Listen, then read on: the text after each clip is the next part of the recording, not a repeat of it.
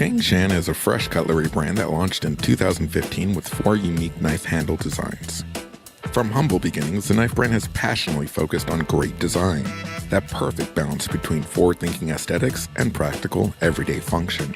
In just a few short years, Cangshan has created 27 design patents and won 28 world-renowned design awards, including multiple German Design and Red Dot Awards.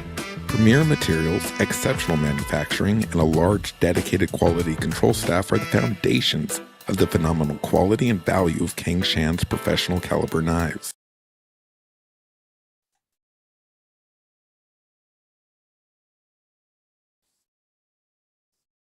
And good afternoon. Welcome to Incentive Concepts Live. It's Andy Hudson, host of IC Live, Director of Marketing for Incentive Concepts. And welcome to everybody to our June 2022 episode. About a year ago, this month was the first time we introduced this amazing brand to our viewers. And we're very happy to have you. Hopefully you're having an amazing Thursday and a great week so far. And depending on where you live, school is probably out. Either it's been out for a while or it's getting ready to be out and people are in full summer mode. I know we are here at the Hudson family. So before we get started, put in the viewer poll, viewer chat, answer to this question. You know, summer is all about family and we've been having a lot of great summer weather and hopefully you're grilling out on the patio with family and friends and neighbors. And so what food reminds you the most of outdoor summer get-togethers? What type of food reminds you the most of summer outdoor get-togethers? And maybe we'll ask our guests here what they think about that. But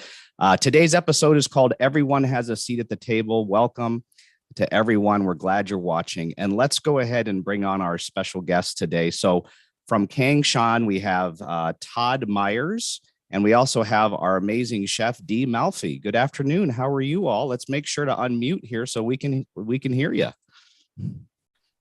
Todd, Good afternoon. There we are. Great. Hey, Chef D, and hey, Todd, how are you? Good, thanks. I'm doing well, thank you. All right, I'm going to start with you, Todd. You know, we had you on this little episode or broadcast about a year ago when we introduced the brand, and welcome back, first of all. Can you give viewers a little self-introduction? Maybe they weren't on last year. Todd? Absolutely. It's good to see everyone. My name's Todd Myers. I'm with Cangshan Cutlery. I've been in the premium cutlery industry for 25 years, and I'm residing here in Minneapolis, Minnesota. We're just kind of waiting for the snow to melt. So, okay. So you're in Minneapolis, and more specifically, it looks like you're in your kitchen? I am. Wonderful. Yep. Well, you got a good setup there. It looks fantastic. And we're also very thrilled to have Chef Daniella Malfitano. I hope I said that right. Better known as Chef D Malfi. So welcome back, Chef. It was fantastic to have you on last year. And where are you joining us from today? Thank you so much, Andy. I'm joining you from Honolulu, Hawaii. I'm excited to be here. I've been grilling some beautiful food for you all this afternoon. So can't wait to show you what I have.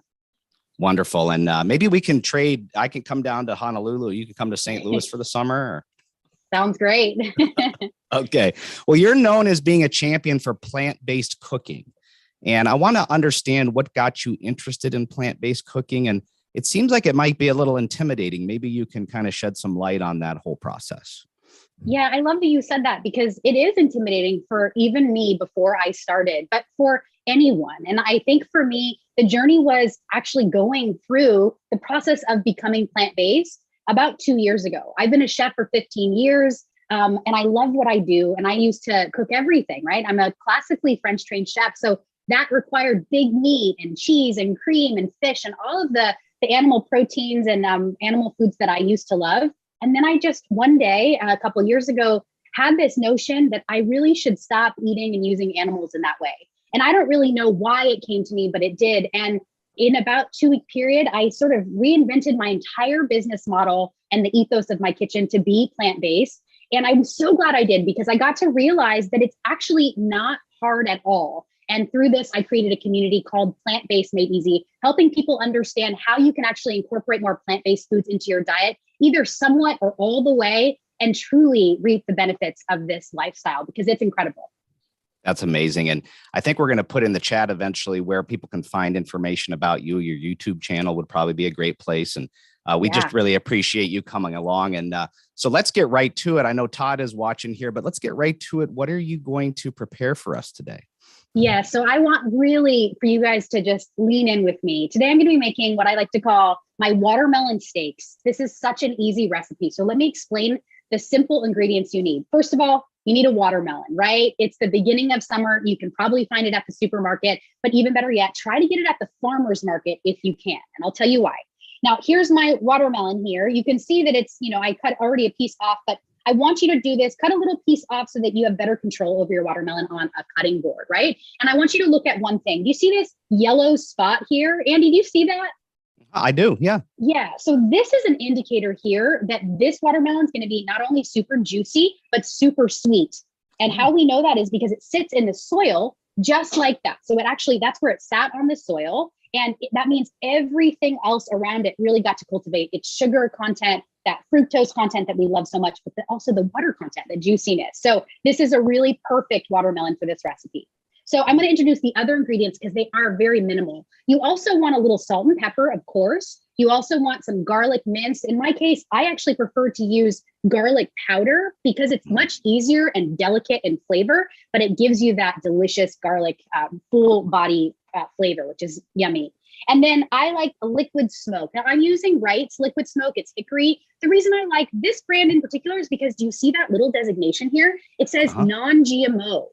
That non-GMO project verification is actually really important, especially for things like these types of ingredients.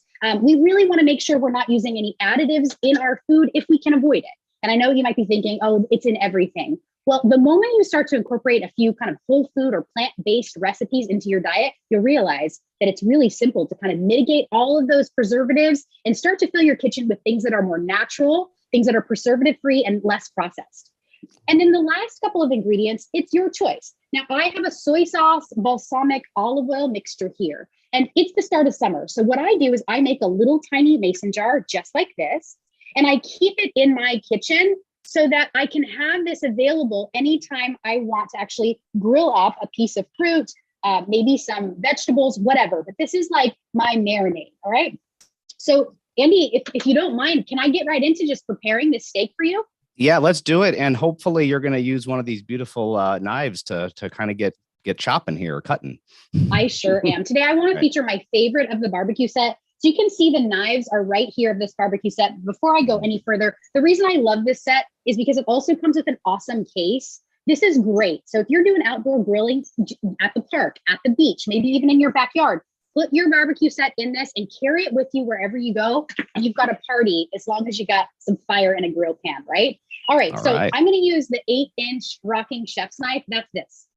And I really like this. Todd and I discussed kind of which of these really to feature. And I had a hard time. I want to kind of show you a couple of them. This is my favorite, and I'm going to show you why. It has these air holes or air pockets. Now, this is fantastic for slicing something like pineapple or watermelon because the rind won't stick. It's going to just fall right off onto the cutting board.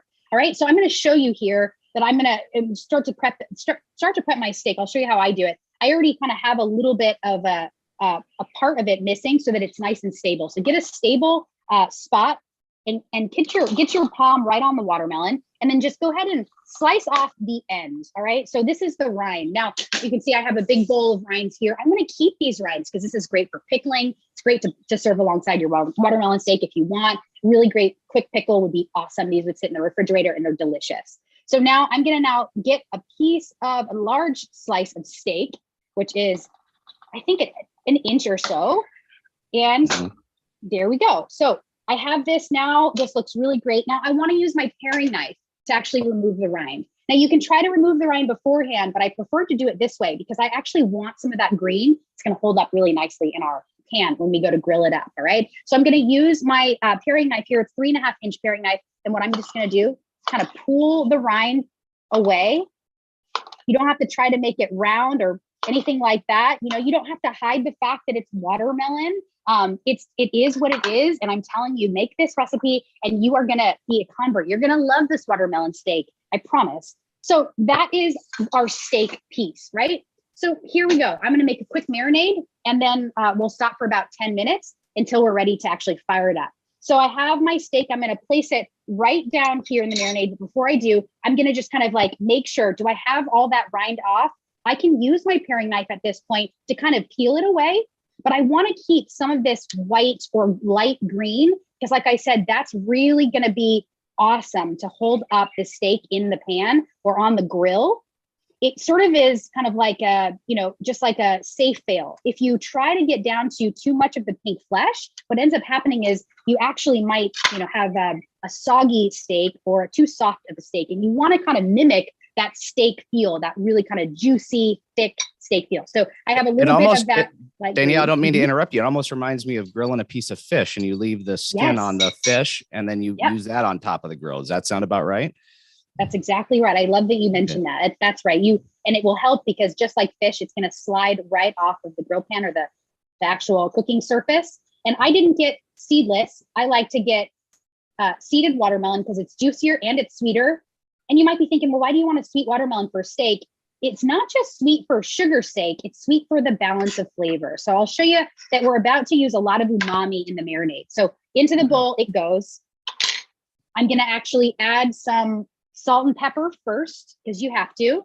And this is going to not only release the water, but just make this taste more like steak. A little bit of ground black pepper, which I have here. You definitely want to use freshly ground black pepper. It's super important. It's going to give you that floral flavor that you're going to not be able to achieve if you have ground pepper that's already pre-ground, right? That sits in the supermarket for an awfully long time. So you can crack it on the grind and you're going to be a lot happier. A little bit of garlic powder will go a long way. Like I said, I'm going to use just a touch of this. And then I want my liquid smoke. Now this is super flavorful. So I'm just going to use about a tablespoon per slice. Or if you're doing 2, you can use a little bit more than that. Now you just poured that in there. You must know exactly what a tablespoon is after so many years of experience, right? Of course, right? But it's just like, whatever, have fun with it. Throw it in, see what happens. And then the last ingredient, Andy, is just this steak marinade, this like pre-olive oil soy sauce balsamic. It sort of acts like a glaze. You can also put this in just a beautiful little tiny little ramekin and serve it with crostini, toasted bread right off the grill alongside your watermelon steak, and it's going to be really nice. So I just want a few tablespoons of this. If you don't have this pre-made, you just use about 2 tablespoons of olive oil with a couple teaspoons or so of both soy sauce and balsamic. And that's it. You just kind of let this sit in this marinade for about 10 minutes, and we'll come back to it and we'll grill it up here in just a little bit. Awesome. It looks amazing. And we're going to go over to Todd now. So Todd, if you can maybe unmute yourself, because we want to make sure we give you some time here. First of all, Todd, what do you think of this recipe so far? Well, I was going to say my favorite thing of summer is, watermelon, and that looks incredible. So I want to try that. For sure. And I'm looking at the chat right now, and the question we asked about what food reminds you most of summer, and watermelon is by far the most common thing here. Somebody said ribs, somebody said New England clam boil. So definitely some other things out there, but watermelon for me too, it means summer for sure. So Todd, you've been watching a little bit here, and what are you going to kind of show us today on your end while that's marinating? Well, I just did some steaks. So I did some fillets, which I kind of have a unique way of doing it. It's called reverse sear. And I don't know if you've ever heard of that, Andy, but it's where you cook the internal temperature to the desired result and then sear it at the end. So it's kind of backwards of how you might grill a steak on the grill. Okay, that looks delicious. And are you going to send that down to us afterwards, or are we just going to have to come up and eat it for you? But what's important about having a sharp knife? The thing is, a lot of people know that a dull knife is actually dangerous. A sharp knife, you have control over it. So it's just a lot easier to go through food, and it's a nice, cleaner cut. So dull knives can be very dangerous because they want to jump through the food. Okay. And so that's important. I think you're going to do some maybe some sharpening tips here. But before you do that, tell us a little bit about Cangshan and what type of brand it is, and some of the products, and maybe what it's best known for so far. Yeah, absolutely. So we've only been around 7 years, and you saw in that video, we've won 28 design awards. Well, that's a year and a half old. So we've actually won 32. So we care about design, beautiful function. And what's unique about us is that we use premium materials, premium steels, and we hit an accessible price point. So we're becoming a global brand very quickly. We manufacture knives in China, Japan, Germany, and it's growing very, very quickly. And you said that having a dull knife can be dangerous. Can you dive a little deeper into that? I know I probably don't sharpen our knives enough here, but why is it important to have a sharp knife other than the safety issue? Yeah. So, like I said, it wants to jump through the food. So if it's dull, you're going to put more pressure on it. And when you have more pressure on a knife, you have less control. So it's about control and ease of slicing when you work with anything from a paring knife, bread knife, to a carving knife and a cook's knife. Okay, great. And you mentioned that the type of steel. Can you repeat that? The type of steel that Cangshan uses, and how does a Cangshan knife hold its edge so well? Yeah, so we use about 6 varieties of steel. We've tested about 20. We're trying to pick the best, the ones that have edge retention. They're easy to sharpen. They have corrosion resistance. And in this barbecue set today, the 7-piece set that Daniella introduced, this is German steel. So the cake mix is like X50, CRM, VO15. You don't need to know that. Just know that it is German steel. It's the same exact steel that's used from knife manufacturers in Europe.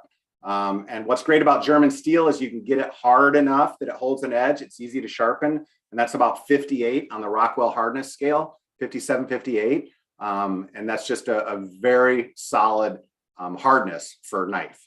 Okay, I'm going to have to study up on my Rockwell. You said Rockwell hardness scale? Okay, good. I'll have to look that up. Maybe people can Google that while they're watching this. But I want to reintroduce everybody. We have Todd Meyer from Cangshan Knives, and we have Chef Daniella Malfitano, Chef D Malfi joining us here, and it's Andy Hudson. Now we do a giveaway every episode, and we are going to give something away later in the episode. So don't go anywhere, folks. You got to make sure to tune in for that, and we'll let you know. But it's going to be an awesome Cangshan set that Todd has been kind enough to donate. So stay tuned. But people are still putting things in the chat. Burgers are Dave Kedsey's favorite summer food, and a lot more watermelons, Daniella. So Daniella, why don't you tell us what you think so far, and how are things going there with the marinade? Yeah, I think this marinade is just working really nicely on this watermelon. I can tell because it's kind of starting to take on that kind of juicy kind of weepiness that the steak will normally have when you season it with salt and pepper. So right next to me, I have my pan here, medium high heat. You can use a grill pan if you have it, whatever. And you just want to make sure that this pan is nice and hot before you add the watermelon. Just like you would a piece of animal protein, the same rules apply, right? We really want to create what is called a Maillard reaction. And that's going to happen only with a really hot pan before we add something to it, all right? So I think this is nice and hot. I can tell because I can't keep my hand there for too long. So Here we go, right on. And I'm always going to start with the lighter green side. Remember that bottom side that I kind of left some of the rind intact? Start with that, all right? It's just going to make this really nice. So place it right down and listen to this. Okay. I really wish you were here, Andy and Todd, because if you closed your eyes, you would not be able to tell that I wasn't cooking a piece of steak right now. The same flavors are wafting through my kitchen just like they used to. But I feel even better about this because it's watermelon, I love it. And I'm always thrilled to make this recipe because every single time I do, I taste it and I share it with people, and I'm in awe of how delicious it really is, how really it tastes like steak.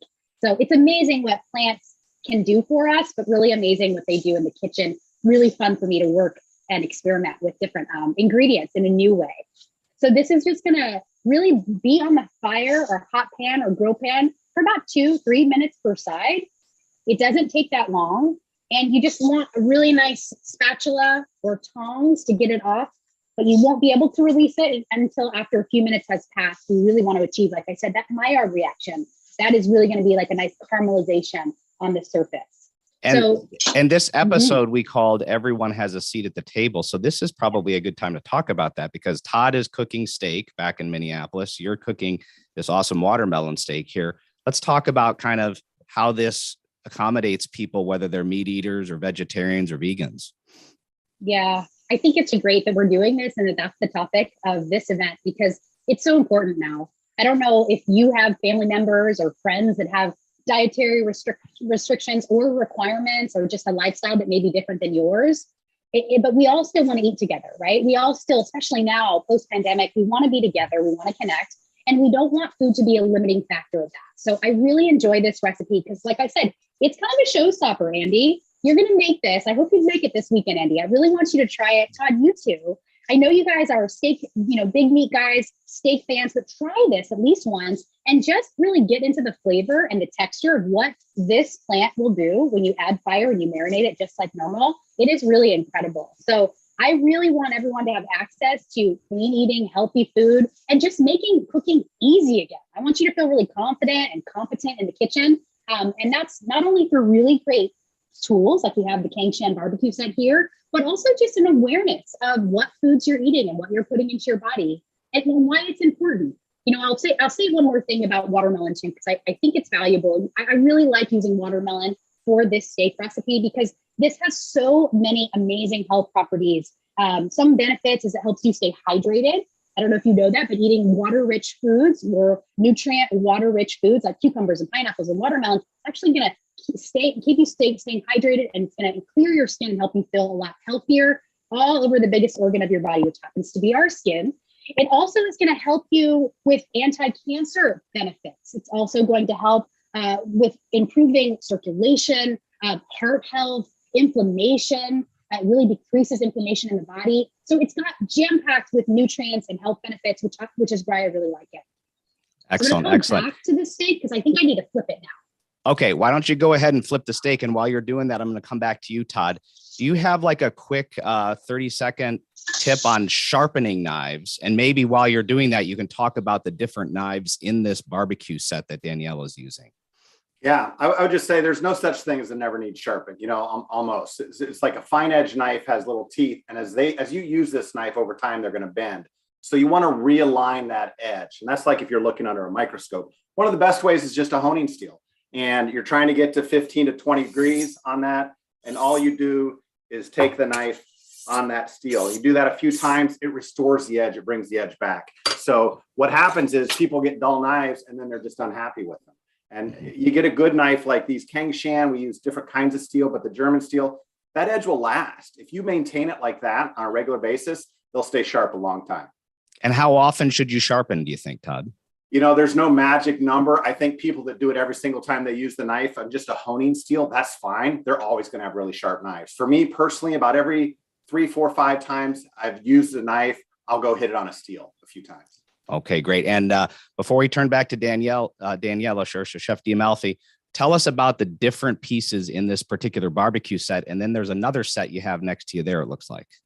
Yeah, absolutely. So the set compositions, this is not your normal barbecue set with tongs and the tools. This is a slicing, working, chopping, mincing, dicing knife set. So what's cool is they all come with their own blade guard, which is unbelievable. So that's a 5-inch boning knife for separating poultry, but it's also an all-purpose utility knife.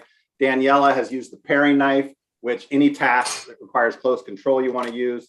There is a butcher knife in it.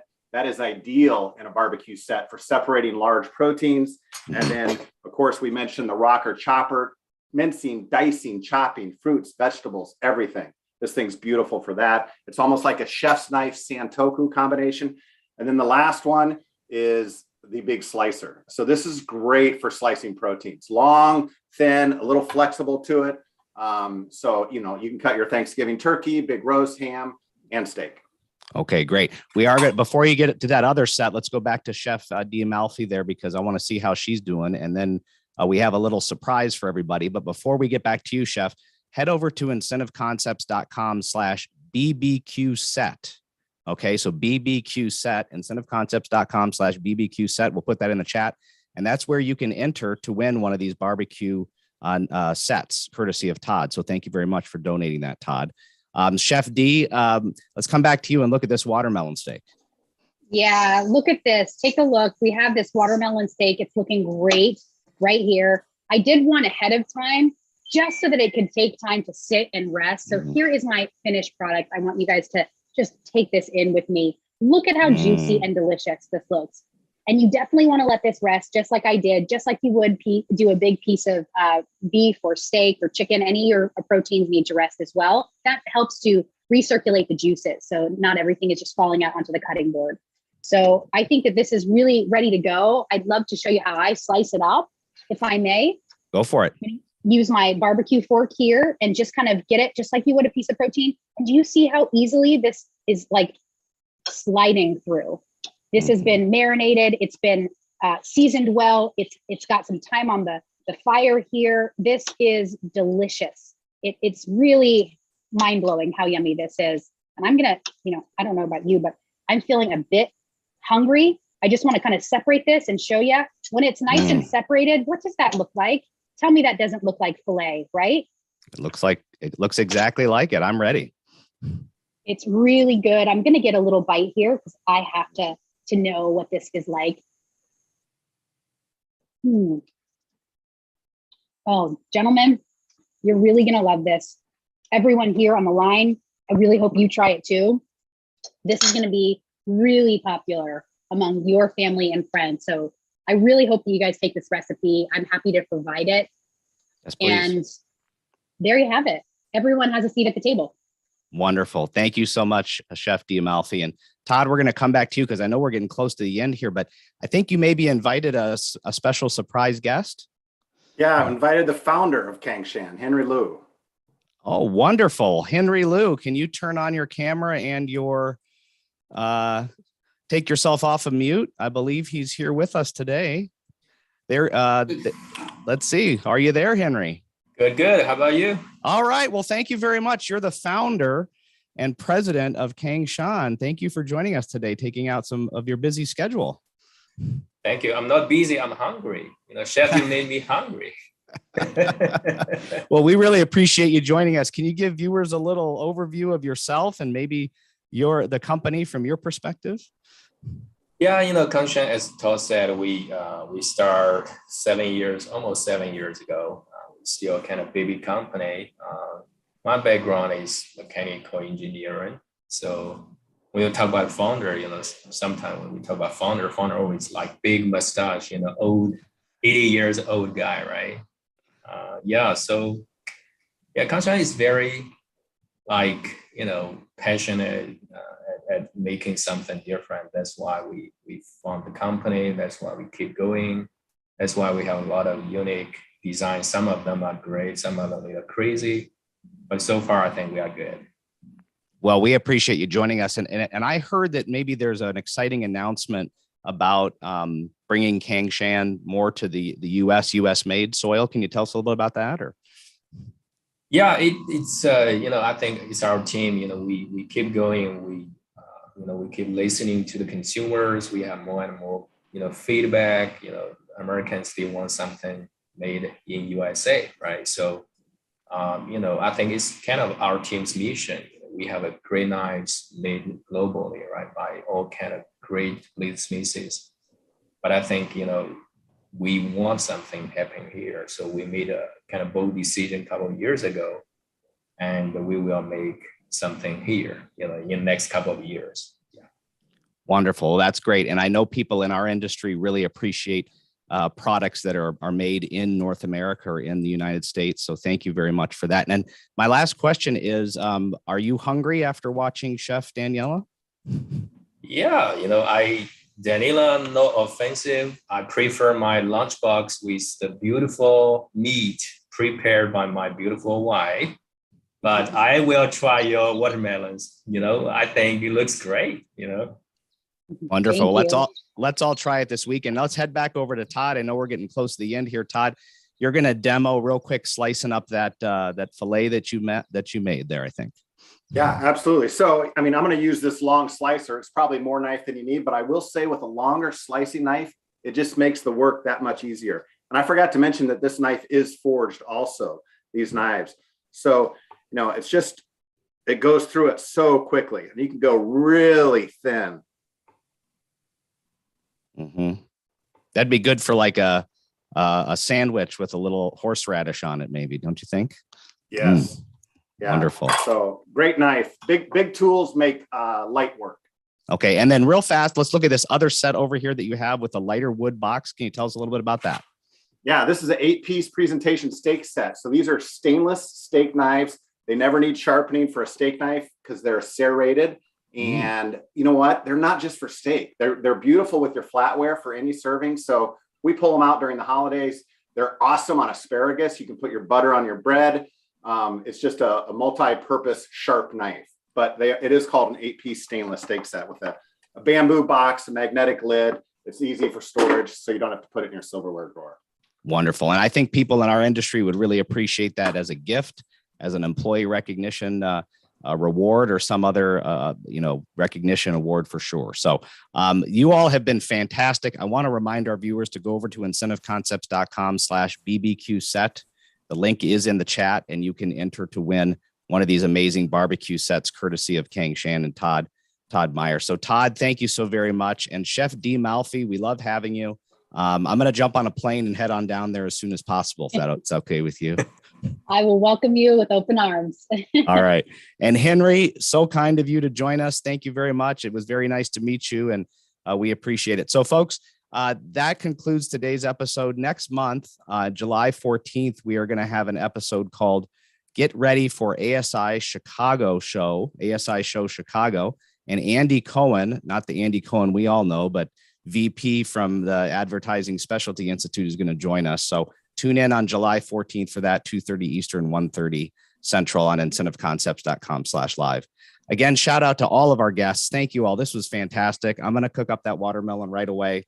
To Todd, to Chef D Malfi, and to Henry, have a great day. To all our viewers, we'll see you next time. Take care, everyone. Thank you. Bye-bye.